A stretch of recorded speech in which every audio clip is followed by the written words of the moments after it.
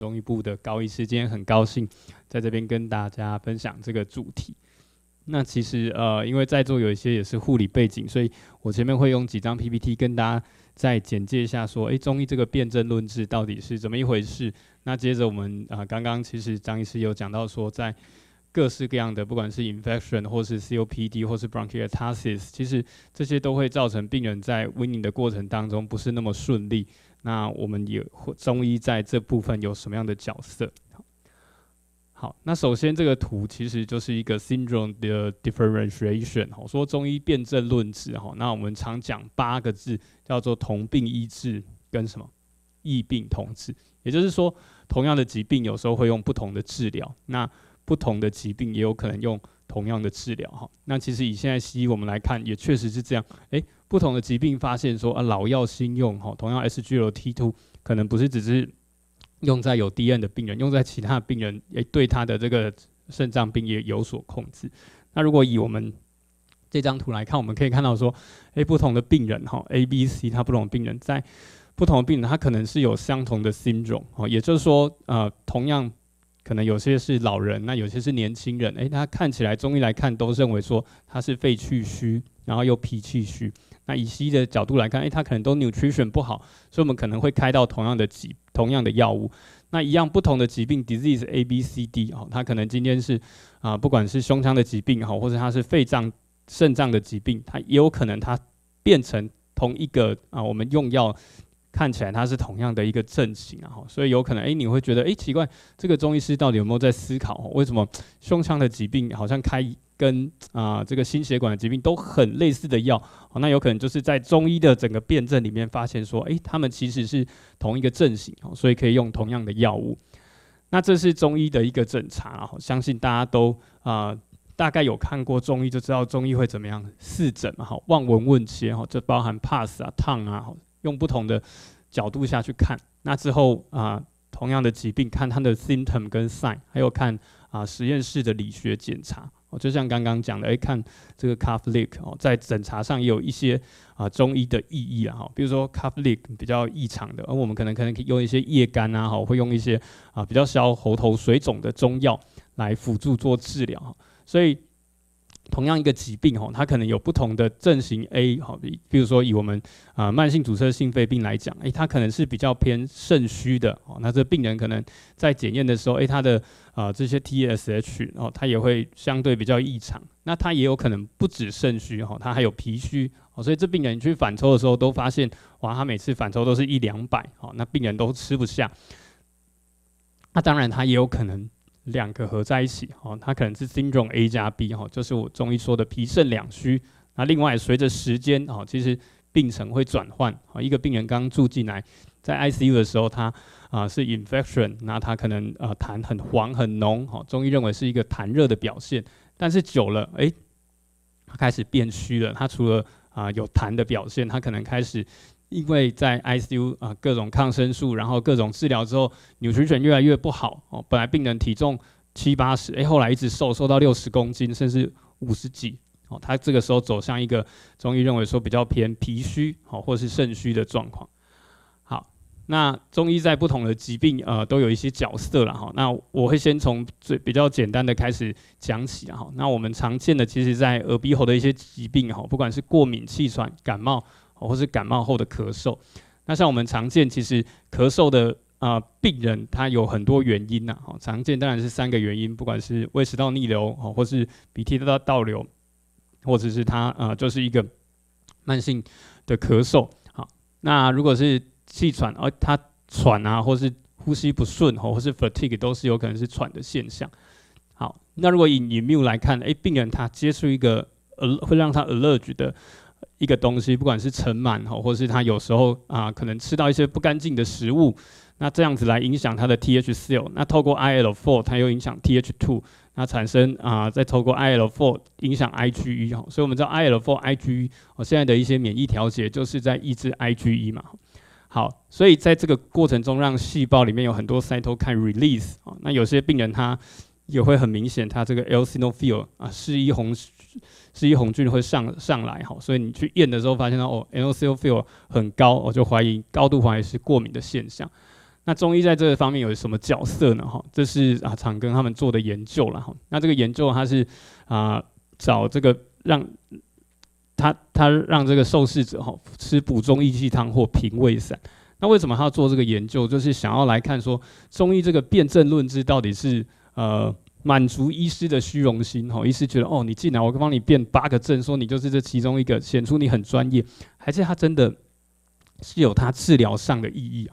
所以这些病人他分成2组，一组吃补中益气汤，就是中医对于这种过敏觉得是比较偏气有关，这个很典型的药物。那另外一组呢是给他用平胃散。那平胃散我们一般来讲是用在肚子胀会拉肚子，比较像一个肠胃型感冒的病人。那用完之后就发现说，有用补中益气汤这组，它的鼻过敏的症状是明显有改善。另外一组平胃散就没有这样的效果。所以可以看出说，其实中医这种辨证的分型它是有临床上的指导意义，而且在实验室的检查是真的是不一样。那这边就看出说，它的这个血里面的 IgE 跟这些 IL-4 相关的这些数值其实会被抑制啊。好，那一样透过这个他去找这个 mRNA 的表现，发现这个 COX-2 mRNA expression 的这个 PM 也是一样，也是有下降。好，所以中医在比如说脱离 winning 里面，我认为它的角色就是它有一个补的效果了。那当然西医也有补，我们给它补锌，给它补硒，给它补 vitamin。但是中医除了这些微量元素的补，它还有针对整体的免疫的调节。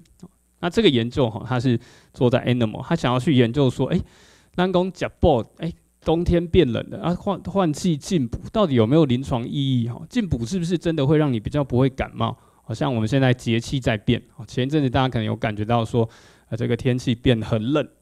就是什么？就是霜降，有没有？不是霜降牛排，霜降在以前是霜真的要降下来。那小弟在马街真的觉得，确实天气就变比较冷。好，那是不是我们在这种节气变化的时候，如果给它吃一点补的东西，是不是可以下降它感染的风险？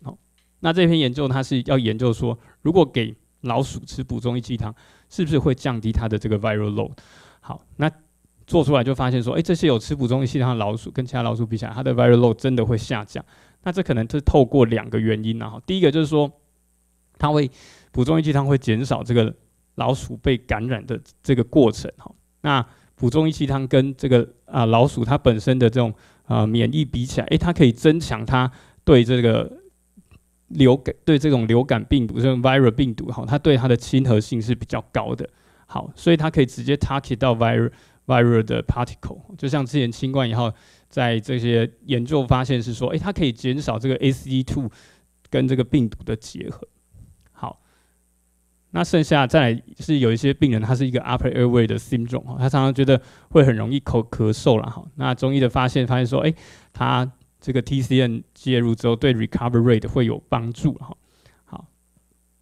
那可以改善一些他觉得鼻涕倒流一直想咳嗽的这个现象。好，那另外就是减少说，他这个 cobblestone 的表现。我们如果鼻涕倒流很严重，会看到说，后面它有很像这个鹅卵石一样，有这个 cobblestone 的表现。好，那也减少他咳嗽的复发。好，所以如果去看这个中医的研究，发现说，有时候我们吃中药吃一段时间停了之后，它还是会 maintain 一段时间治疗的效果。好，那这是一些 case 啊。第一个是一个久咳不愈就是咳嗽有痰那很难咳出啦。那咳嗽刚开始，我们用葛根汤石膏、桔梗、瓜蒌实、川穹、辛夷。那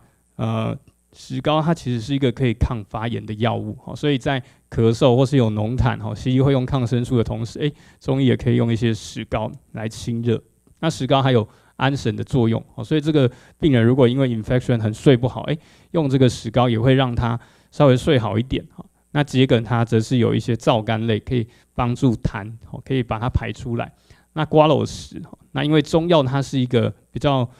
复杂的 compound， 所以常常一个中药里面它有不同的效果，像瓜蒌实可以润肠通便，那它又可以清痰，所以有痰的，然后又便秘，这就很像我们在RCC 或 ICU 会看到的 case。那如果它又有一些 heart 的问题，心脏又跳得不是很好，就非常适合用瓜蒌实，会让它排便比较顺，让它这个心脏的功能让它瓜老师其实有一点点活血的作用啦，但理论上是不太会影响到活血药。好，那这个病人是吃完就有比较好。那再来，有些人是感冒之后会头痛啦，那这个病人是感冒之后生热啊，那吃油腻的会腹泻，那晚上有痰，那是用麻黄跟五苓散啊。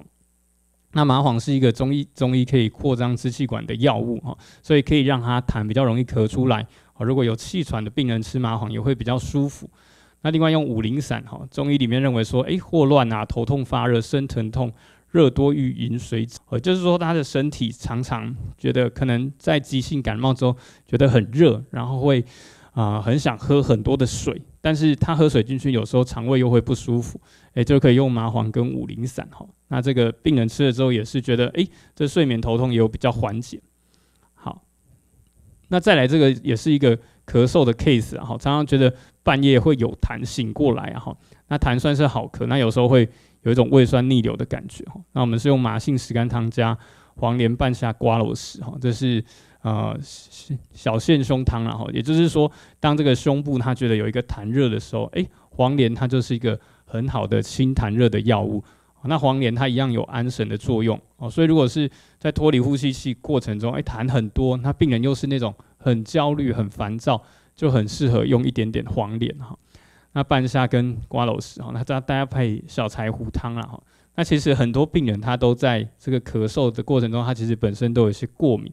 那像小柴胡这样的药物，中医认为是调这个三焦啦，或是解少阳。其实以西医来看，它就是对过敏或是肠胃道的疾病都会有帮助，所以就可以用这样调整。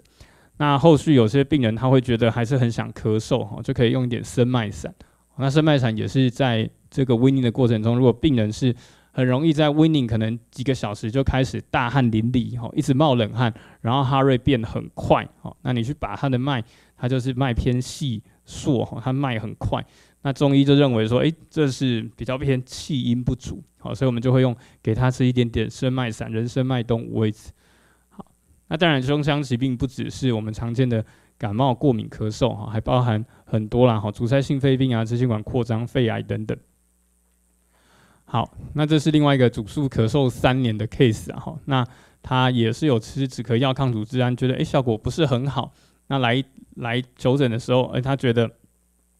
他会怕热，但是他流汗吹风又会觉得有点不舒服，他有流汗吹风觉得有点冷，但不会不舒服，所以他的表症不是很明显。那口苦不常喝水，那睡得好，所以他口苦，他可能有一些肠胃道，或是他可能比较紧张、焦虑。当我们很紧张的时候，我们的肠胃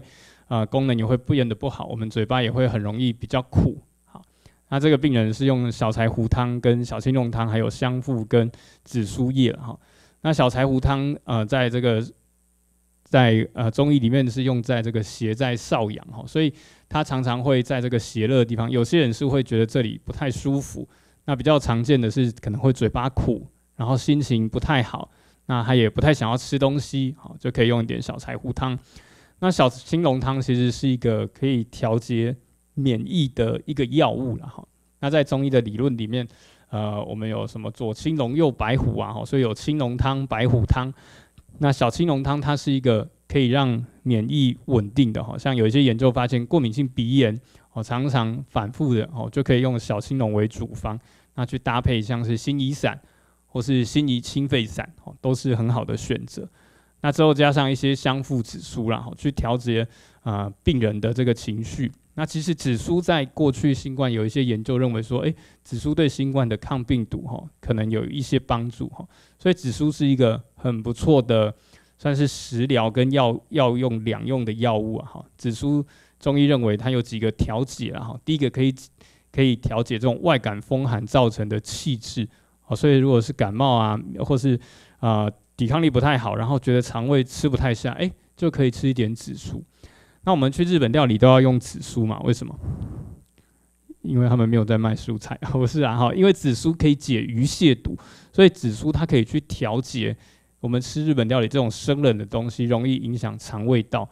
鱼蟹毒在我们现在看说是毒，你想说，没有啊，我吃那间日本料理很健康啊。它有时候这个毒有可能是一种过敏的表现，所以以前的人他不知道什么是过敏嘛，他只知道说，这个人吃了之后会拉肚子，这有点像吃鸭肉，觉得比较寒，因为这样的肉类有些人会过敏，那就会觉得说这个东西它是有毒啦。好，所以用紫苏来解鱼蟹毒，就可以让肠道比较稳定，让你比较不会因为吃一些生冷的食物有过敏的现象。好，那之后他还有抱怨说，所以这个病人是治疗之后比较好。那另外一个病人是，他是吃完后就会咳嗽啦，那讲话气不够就想咳嗽，大家大概也有那种感觉，尤其如果是护理人员，讲很久这样子怎么样？有时候是家属很多的想法，让你觉得气急败坏，有时候人家没什么想法，你也是觉得气不太够，好像在当英雄，这样英雄气短。这个时候可以用点补中益气汤啊、生脉饮或半夏泻心汤。那之后他这个咳嗽就有改善一半以上。那后来就是后续用这些药来调理，就包含我们刚刚讲的生脉饮啊，或是用一些麦门冬汤。那麦门冬汤在这个免疫还有在我们呼吸器的病人，其实它都有一定的角色，因为麦门冬它是一个可以滋肺阴的药物，所以它对于肺部来讲是算是很不错。好，那另外是一个慢性咳嗽导致睡不好的病人，那这个病人他是睡觉的时候常常会干咳，那排便不太顺啊，那我们是用麦门冬汤加桂枝汤加附子，那麦门冬汤就很适合有些病人，你抽他的痰，觉得痰也不是很粘稠，那但是他就是持续续续可能有一些痰，尤其他过去可能是一个老烟枪，那这个病人看起来脸会干干，那可能暗暗的这样子。好，如果有暗，通常中医认为是有一个血瘀的表现，也就是他循环不太好。大家有没有看很多这种做工程的朋友，你常常看他嘴巴都会暗暗的，就很像那种不是很鲜明，不会像小朋友这样很亮，嘴唇都会很暗，然后牙龈都会萎缩，这常常是有抽烟的病人的表现。所以这个时候就可以加上一些比较偏活血化瘀的药物。那如果食疗其实可以吃一点丝瓜啦，中医认为这种丝瓜它其实对于痰热或是它有一点点活血化瘀的效果。好，那所以这个病人吃完麦门冬汤跟桂枝汤，他的干咳就可以改善。那我们刚刚讲到说，中医是可以给病人一些补药，就像我们吃桂枝汤会让病人的这个手脚会变得比较温暖，所以他的能量会变得更够。那桂枝汤也可以调节他的肠胃系统，好，所以他的干咳就改善了。那后来他还是觉得有时候吃饱饭没有办法坐着，那我们用点香砂六君子汤、柴胡疏肝汤去调节他的肠胃功能，还有比较好一点。好，所以他后来整体咳嗽就改善。那最后是用半夏泻心汤、麦门冬汤来处理。好，那这是一个慢性阻塞性肺病的病人那他来的时候其实症状也没有很多，就是手脚容易觉得冰冷，他紧张的时候想解便，那已经有45的咽黏了。好，那血压是稍微快一点点。那他之前在其他的医院有吃百合布金汤啊、补中益气汤啊、辛夷清肺汤、清肺汤、叶甘麻黄汤、六味地黄丸、左归丸定场汤，哇，吃念完都累了就是有吃很多药物，想要让这个他的慢性阻塞性肺病缓解。那其实如果他已经抽烟很久，有时候他可能真的是要吃3个月，他效果会觉得比较显著了。那当时候第一次来诊是开当归四逆汤加六味地黄丸、山药藿香，1周之后病人觉得没有什么改善。其实这蛮常见的，因为有时候那个喘不是很明显，比如他6分钟走路，本来可能走300公尺，你治疗之后他可以走330公尺，那对他来讲差在哪里？他又不是每天在健走，在测量嘛，他只会觉得他怎么还是走300公尺之后还是很喘，所以你可能要让他进步更多，进步到可以走500公尺，他才会觉得很显著。好，那后来是帮他换成山药8克、桑白皮4克、鱼腥草3克，这都是科学中药。病人回来之后就有觉得他是有在进步了。那这次是帮他开2个礼拜，他觉得他本来洗澡会喘，很多 COPD 的病人后来没有办法一鼓作气洗完澡都要休息一下。好，那这个病人他的双手的鱼际也比较红，那这鱼际比较红，中医认为有可能是这个少阳的热啦，它有一些热的表现郁在里面。好，所以用山药、三白皮、鱼腥草，用一点清热的，那用一些理中汤。那我们马街在一个国宾饭店附近大家如果有去就可以看，其实有一段距离啦应该有500-600公尺。但他后来来诊的时候就说，他觉得他以前坐公车到国宾饭店再走过来中间都要休息，现在吃完这个药就比较不用休息。好，所以大家如果平常有这个慢性阻塞性肺病的，不管是朋友或是病人，其实可以让他们建议他们食疗可以服用一些山药啦。山药在中医的理论认为可以调节肺脾肾，所以它对气管肺会有帮助。那对脾肠胃，像一些脾虚的病人，可能日久容易成为糖尿病，也会有帮助或是有一些肾的状况，好像是我们中医肾虚也有可能在让血压变高，那用这山药也会有帮助。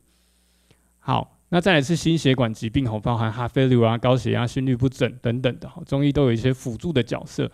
好，那在 weaning 的过程中，常常有些是年纪大他的心脏功能就比较没有那么好。那这个病人他是大便会硬那常常吃不下、睡不好他身体很瘦好，那他也有吃很多的西药抗心律不整aspirin 或是降血脂的药痛风的药等等所以他是一个三高的病人，之前做过 CABG 这样子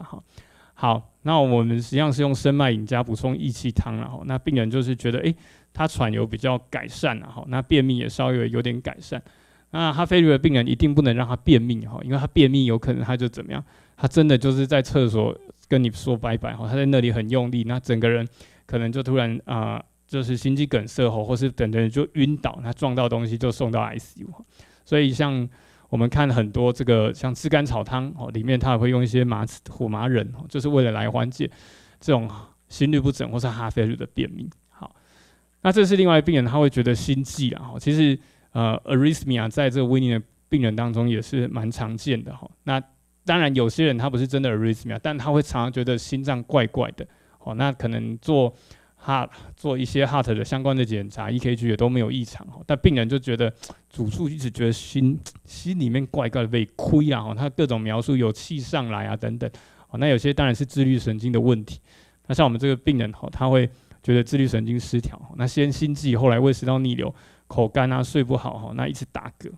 那我们是用天王补心丹跟悬附带着食汤加柏子仁那天王补心丹顾名思义补心嘛临床上有些病人很焦虑你就是要开这种天王补心，然后跟他说有在帮你补心他就会觉得心里面感觉很好。那悬附带着食汤，当然有些人他有一些心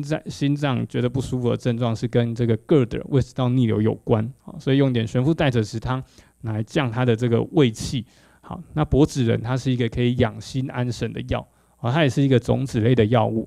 所以种子类药物有几个好处，第一个它可以通便因为它是有油脂的。那再来种子类的药物它本身像种子类的药，像这个柏子仁它可以宁心安神所以像这种种子类药物有些它有一些不饱和的脂肪酸其实会让我们的睡眠变比较更稳定。好，所以如果病人容易便秘，然后又觉得心悸又睡不好，就很适合用比较多的柏子仁。好，那他就觉得有比较改善睡得比较好那回家煮饭之后坐着会心悸那到中午的时候头痛这样子。好，那用完之后就是继续治疗，用点理中汤，他整体的症状是有改善因为他说他排便会拉肚子，所以加一点理中汤。好，那这边是一些困难拔管的原因刚刚上一次有跟我们介绍其实一个口诀就是 ABCDE 那不同的状况，我认为中医有一些可以辅助治疗的角色了那首先就是 A 啦那我们 airway 就包含说他可能在这个 weaning 的过程中去看他的这个 flow 不是很流畅他可能有一些上这个呼吸道的 occlusion 那当然最好就是做 broncho 进去看到底是不是有什么问题会不会就真的是已经有一个 tumor 没有发现这样子。好，那当然一开始不会这么 aggressive， 先看看用一点药类固醇支气管扩张器是不是会比较好。那所以中医在这个过程中，如果阻力比较大的用点麻黄、地龙或是叶甘。那像这个就是我们都念叶啦那这个叶甘它这是一个可以比较可以消除这种喉头水肿的药物所以像常常这个呼吸道觉得不顺或是感冒的我们也会用一些叶甘那再来有些人 airway 的问题它有可能是看它是不管是有 pleural effusion 或是它是 atelectasis 它已经肺塌了哈。那这种过程当然比较更 aggressive， 没有办法，就是要帮他抽胸水了哈。那在这里中有个药叫挺利子，我们都知道挺利大枣泻肺汤，大家听挺利大枣泻肺汤好像就很可怕，这个泻肺把肺都泻光光，不知道会怎么样。但其实挺利子也算是一个安全的药啦，临床上有时候就会用5克，或是用更多，用个7、8钱，其实我自己的经验是觉得也还好啦，那来帮助这种肺热膜的积水。好，那我们知道困难 winning 就有很多原因啦，那这是一篇研究在做，认为说这个 airway obstruction 也是有关系，也是有关系。那其他当然它这是神外的研究，所以 encephalopathy 也是有，那 hemodynamic 的 instability 也有关系，所以它需要 re-OP。好，所以我们处理它 airway 的问题是很重要。那再来就进到 B 啦，那 B 当然就有跟 brain 比较有关系，那当然有可能它本身就有一些 ICU syndrome， 所以我认为中医在这个部分的角色就很好。我们常常帮病人针灸，在门诊针灸，那病人本人大家都睡不着，后来怎么样？后来是打呼打到在门诊的时候打呼打到吵到隔壁床的。我说拜托，怎么这个针灸怎么这么有效？真的我帮我自己针灸也是，针完下去头皮针针了，我是体针针，病人会觉得当下就会开始觉得，整个人比较想睡觉，因为他的这个交感神经、副交感神经会比较稳定。好，所以针灸是对于这种 winning 当中很躁动，或是他睡不好，我认为他是有他的角色。那当然吃药也是一样啦，那有些病人他就是比较 neurosis， 很担心 winning 不成功啊，或是过去的经验让他觉得不是很好。好，那这时候可以用点忧郁的，用4逆人参汤。常常这个忧郁的病人有一类是很瘦的，那你摸他也手脚冰冷，他也不想吃东西，这种就很适合我们中医给他吃一点像4逆人参汤，稍微去补他，然后让他 nutrition 状况比较好，他就不会这么焦虑。或是我们用这个百合地黄汤，金匮里面的药物，百合地黄汤的病人，他就是会常常觉得忽冷忽热，然后好像有醒又好像没醒，就是精神不是很稳定，就可以用百合地黄汤。那你看像百合这个也是平常我们食疗就可以吃的东西，所以是相对比较安全。好，那再来有些是 heart 的问题啦，那当然我们 heart 的问题要做一些 survey 嘛，做看他的ECG 啊，然后看他做 heart 看他有没有什么状况，那有需要用一些强心剂，或是更多的做他的 CAS 那去评估啊。那中医则是用一些药，像是人参、麦门冬，这对 heart 都会有帮助。那另外可以用一点玉竹啦，玉竹它可以扩张这个冠状动脉的血管，那玉竹对血糖的调控也有帮助。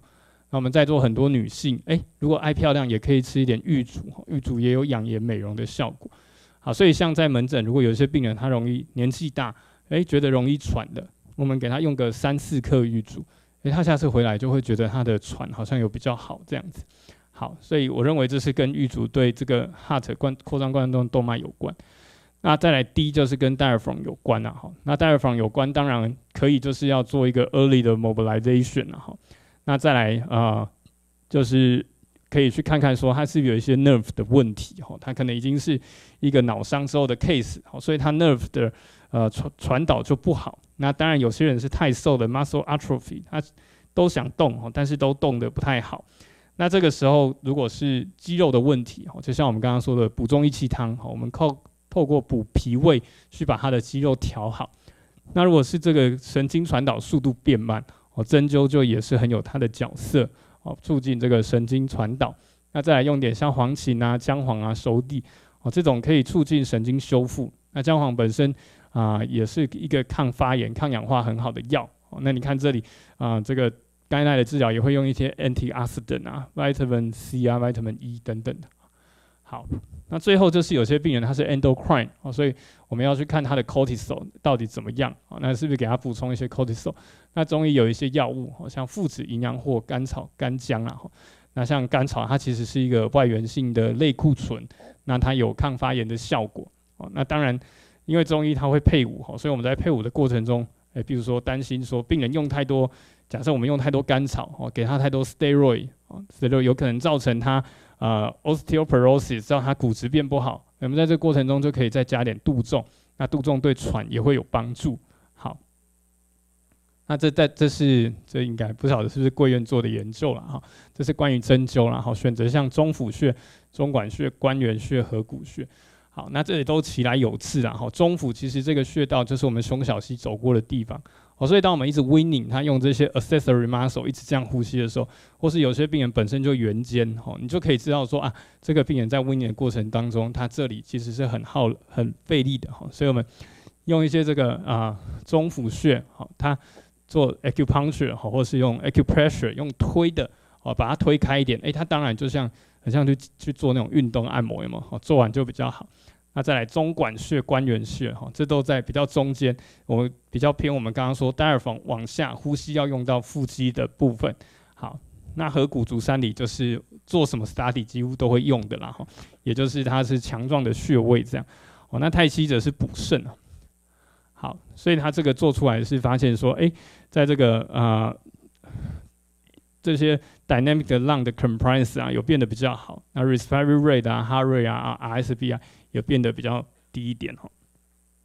好，所以我认为 winning 的过程中，中医的角色包含第一个，我们说调节免疫，好，那去减少它的感染，好，不管它是什么样的状况，我们用一些药让它不要说无缘无故又突然 infection，这样真的很可惜。那太瘦的病人，BMI 小于20，用一些药让它 nutrition 变好。那我们协助看能不能让他这个呼吸器脱离的时间更短哈。那其实给中药，你可以想象很像说我们现在很多人去运动嘛，运动会想要有些人运动前会吃什么玛卡吃一些补品让自己的运动表现比较好。那中药也很像是一种这种 ICU 或是 RCC 的病人的一个补品让他们身体的 nutrition 各方面更好这个 winning 可以更久。那像这种动物实验其实蛮多的，让小老鼠吃中药之后，让他们去游泳，发现有吃中药的小老鼠游泳的时间就会比较久。好，那另外就是咳痰能力进步啊，那减少喉咙水肿机会，好，那让他赶快 remove endo。那接下来是针对一些 cancer 的啦，那当然因为我们有时候 winning 也会遇到一些 cancer 的 patient， 他可能 stage 还不是很后面，还看看有没有机会赶快 winning 再去做化疗。那这个 study 它是做这个香砂六君子汤日本人做的他们很喜欢做香砂六君子汤。那他就是给这些使用化疗药物的病人那给他们吃香砂六君子汤那他是用 wash out 的因为它的量没有很多所以他们是给他一天吃7.5克，连续吃2个礼拜。那另外一组就是给他做这个 antiemetic 的 therapy 止吐的治疗。那之后就发现说，香砂六君子汤可以增加这个饥饿素了我们知道我们身体会饿就是身体分泌这个 ghrelin 所以当这个 ghrelin 比较多的时候，饥饿素增加，哇，你就开始很饿。好，那如果你会有饱足就是 leptin 瘦素比较多，你就开始觉得饱。好，那它的治疗之后就是发现说，这个香砂六君子汤它跟对照组比起来，这是它的卡路里，发现它的卡路里的摄取量是有比较多。那当他们给他做化疗之后，其实化疗后病人会吃不下嘛，但是有吃香砂六君子汤这组，他的这个 ghrelin 饥饿素刚开始减少，后来它就会上升。那没有吃这组，它就一直会往下降。好，那再来就是我们要预防病人 infection 嘛，有些病人你就觉得这个看起来很容易在 infection lung 的状况也不是很好，那病人又很瘦，好，那隔壁又住了一床就是跟 infection 很严重的那这个时候，像 paper 研究是做麻黄汤啦，他认为说麻黄汤可以减少这些流感的症状，那降低感冒的发烧的时间。好，那他这个，因为我们很多病人会一起用一些克流感的药嘛，那他这个研究发现说，不管麻黄汤自己用，或是说跟克流感的药物一起用，它其实都是会对这个感冒的这些流感的症状是有帮助。所以这个研究就说，fever 减少cough 减少好，然后让它痰减少这样子。好，那这是讲到气喘那气喘以前是有做这个冬虫夏草那也发现说，其实是可以改善它气喘的状况。好，那这个是一样这是取自林顺谷医师的一些图档那我们中药用的这些药，麻黄白果缓冬紫苏、杏仁半夏这是一个定传汤的组成好，那也是发现说，这在搭配中药之后，其实是可以减少他使用这个西药的需求了哈。那这不是说西药不好，西药也很好哈。这是因为病人症状可能比较少哈，就比较不需要再用其他的药哈。然后来减少它一些 inflammatory 的 biomarker 哈 ，IL-5 啊、IL-8 啊、IL-1 beta、PG2 等等。好，那另外就是如果病人他没有办法吃药，然后躺在那边，其实也可以按压一些耳穴啦哈。耳穴对于这种像这篇研究，它是做childhood 的 cough， 那它又是用 asthma 来表现，认为说其实也是有帮助了哈。好，那所以耳穴就可以按压这个沸点跟心点了哈。好，那心点就在我们这个心耳朵，我们如果这边中间往后一点点，有一个凹陷的地方，这里就是心点。那沸点就在它后面，所以就是我们耳朵这样放进来，我们就可以按压这个心点跟沸点。那肺主气，心主血脉。那耳朵一样是可以安定自律神经啊，所以大家现在不要按太大力，不然会睡着。好，那再来是做三伏贴啦。其实我觉得三伏贴也是一个在这个RCC 或 ICU 其实或许是可以做的啦。那因为其实很多病人是免疫的问题，然后让他没有办法 weaning。那三伏贴它是一个比较不是侵入性的。如果他今天已经 ileus 了，他肠阻塞又吃不下，那你给他贴一点三伏贴贴在肚子，让他肠胃蠕动好一点就比较好。那它又 non-invasive， 不是侵入性的。好，那三伏贴对气喘有没有效呢？这是2016年的系统回顾分析啊。好，那有262篇把216篇把它 rule out 了因为它没有讲到这个 primary function。那最后得到14篇1200多个病人做分析。好，那分析之后就要看几个了那 FEV1 是病人第一秒吐气，也就是那个什么时候生日蛋糕要被吹熄谁可以最快吹熄，就是看 FEV1。好，他发现说穴位敷贴跟空白组是有统计学上的差异12.99改善12.99。那如果是跟单纯需要比，这个 FVC，FVC 就是你的lung 的这个 capacity， 你整个 lung 的这个 capacity 当然是越大越好嘛。好，所以 FVC 比较像是你游泳到底可以游多远都不要换气，比较像 FVC。做出来也有差异啦。那如果穴位敷贴加西药跟单纯西药比起来，一样它是有进步的。好，那这个一样只有 PEF 是比较没有进步，那其他 symptom 啊 FEV1 FVC 也是有进步。好，所以贴三伏贴就是要特别注意了我们有些病人他会比较容易过敏那对胶布过敏也有，对三伏贴本身制剂过敏也有。所以像我们在马街，我们是病人第一次贴一定要贴在外面等15分钟，有点像过敏原测试。15分钟之后进来，我们赶快看他的皮肤，如果都没有问题那你就继续贴这样，那慢慢把时间加长。好，所以其实在大陆这个三伏贴是用在很广泛的，用在很多各式各样的这个疾病上，像是肠阻塞或是经痛，其实都是用三伏贴来处理不是。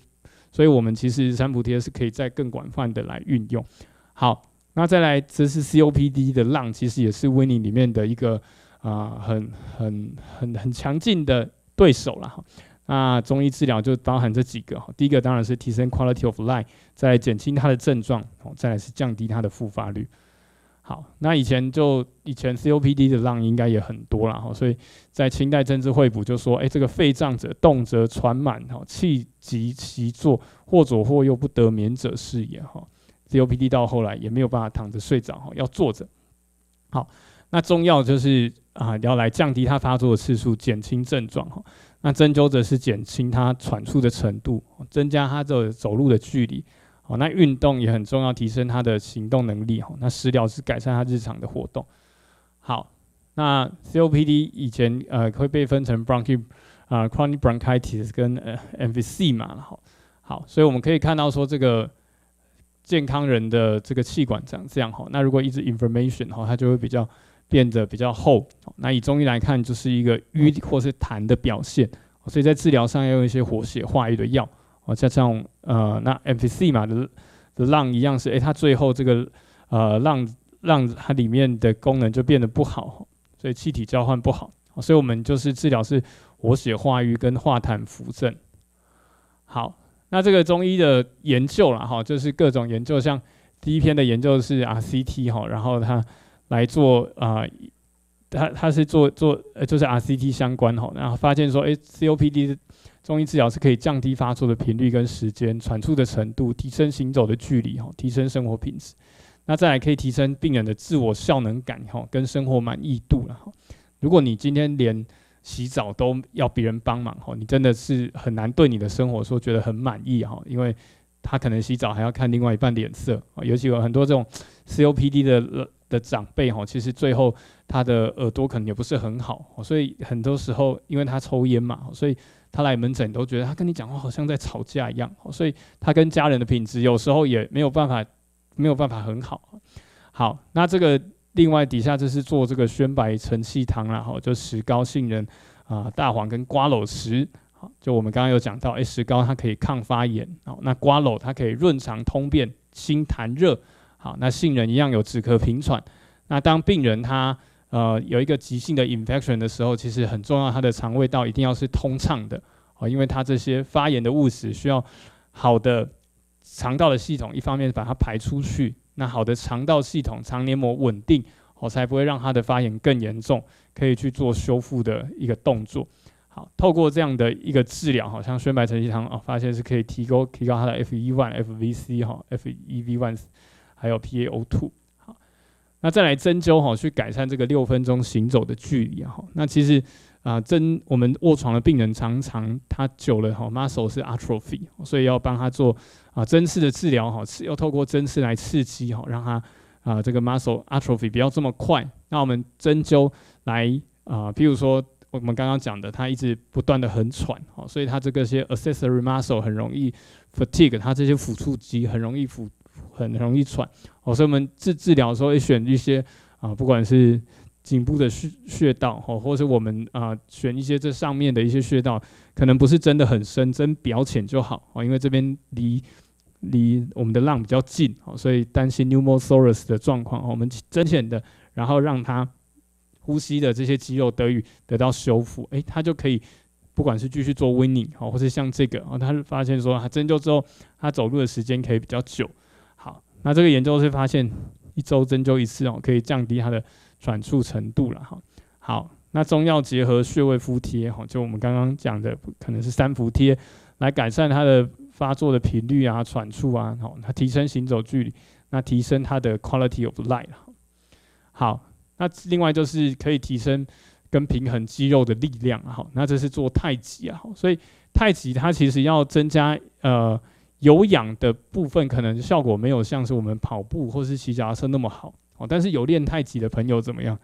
就平常工作会比较少，因为都打太极把它打掉。好，开玩笑，有练太极的朋友他比较不会跌倒。好，我遇到那种有练太极的师傅，做捷运不太需要拉环，他自己就是一个拉环这样子。好，那所以跟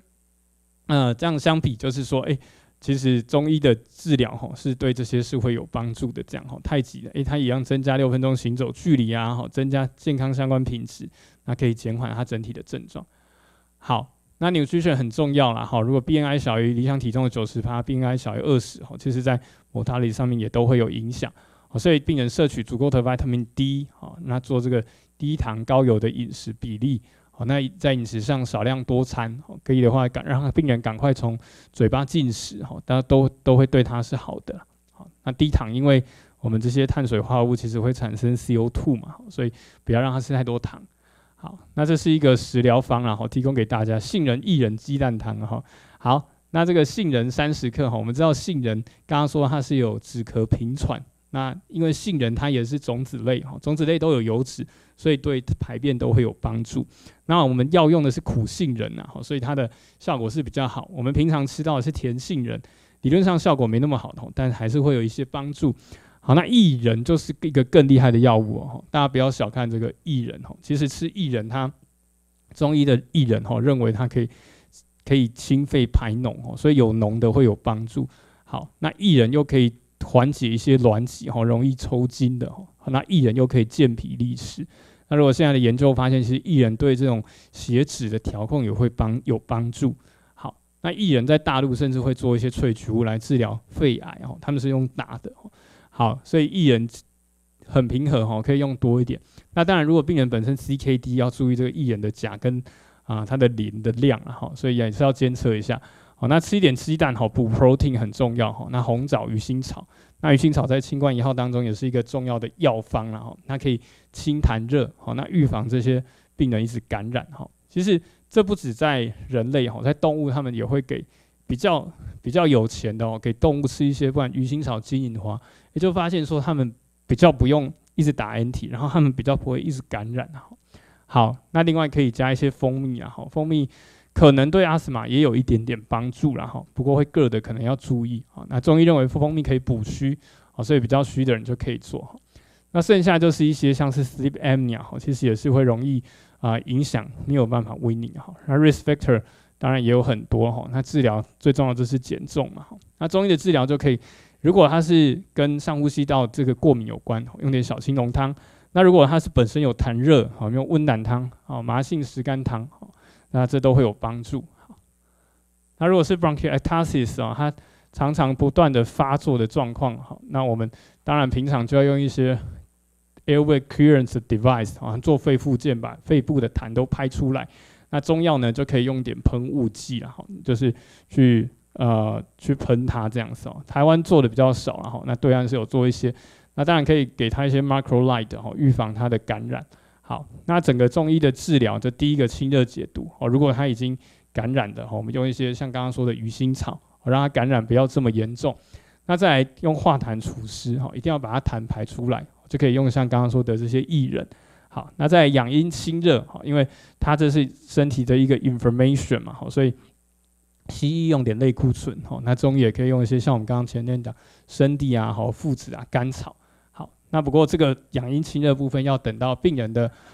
他的这个痰热的表现比较没有那么严重再用。好，那很重要也是要做这个脾肾养脾肾化瘀的治疗了。那我们刚刚讲到有一个山什么很好用，山药有没有？山药就对脾肾会有帮助。那化瘀可以吃一点像是丝瓜。好，那这是一个穴道足三里穴，大家平常都可以按一按在这个肚鼻膝盖外面外侧。往下4根手指头，好，那往外1横指，好，这就是足三里穴。好，那所以中医可以帮助的，感冒啊、营养状况不好啊、对温差敏感，或是有些病人他对西药顺从度比较差，门诊的病人，或是他很担心对固醇，好，那中医的调控有可能就是透过中医说补土生金，所以我们看这张图就可以知道说，其实我们身体的这些肠道它其实是有可能透过这个淋巴循环影响到浪所以为什么我们去补脾土、补脾胃会有帮助？为什么你去解少阳？刚刚说小柴胡汤少阳就是在三焦，就是在这个淋巴系统。为什么有些人做拍打觉得拍完比较舒服？我在这拍打的过程中，其实也会改善他的淋巴结的循环。所以为什么有些人拍打，什么好像很多东西都好了？这有可能是跟他本身淋巴循环不好有关。那当然这拍打也不是可以治百病，但就是不同的病人他可能有不同的状况，那有可能有些是我们门诊上没有发现到。那最后就教大家一个穴道叫合谷穴，大家可以找找看，在手合起来，然后在最凸的地方，大拇指跟食指最凸的地方就是合谷穴。好，所以大概就在这里。好，那我们是可以往我们的食指下去按压，这面口合谷收啦。所以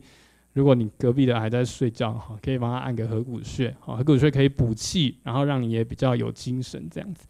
好，那以上是今天跟大家的报告。好，掌声谢谢高医师精彩的演讲。那高医师刚才从很多胸腔疾病的一些病例的 case 帮我们分享还有一些中医实证的一些药物的一些治疗经验，然后还有就是包括像常见的食疗方其实都很受用好。那不晓得在座有没有先进还是需要提出问题讨论的，要请教高。是说针灸的处方是不是？我觉得如果是像你刚刚讲说 C 我们可能就要考虑一些像天麻或是菖蒲这种比较可以过 BBB 的药物这样子。那如果它本身就是可能是 underlying infection 没有控制好，就是还是可以用比较偏清热，像是黄连或石膏这样子。那或者是如果都觉得不是没有很明确，我觉得就是用一些夜交藤，其实也会有帮助这样。那如果针灸的话，我就会建议可以针头皮针啊，因为我们针体针有时候你把病人绑起来，它还是一直动，所以它针还是有可能掉。那理论上针头皮针，如果手绑起来，它就比较不会说头皮针比较不会掉针这样子，只是可能要用，如果是我们会买那种红色的铜柄针，如果有些病人都满头白发，你针下去，你拔针不知道是在拔针还是拔头发，就用红色的头柄会比较好。这样以上，大部分的中药小朋友大部分都是有适合啦，只是说我们要按照他的体重去调节他的剂量这样子啊。如果是小孩门诊的病人，就是还要考虑中药的顺从性，因为有些药其实蛮苦的，对啊。但大部分你看到的，原则上小朋友是都可以吃这样子。小儿也适合食用吗？可以，不过我建议你可以从1/4的剂量开始让他吃，对啊。但基本上还算安全这样子。好。那不晓得还有没有其他问题的？好，那因为时间的关系，那非常感谢高医师今天的演讲。那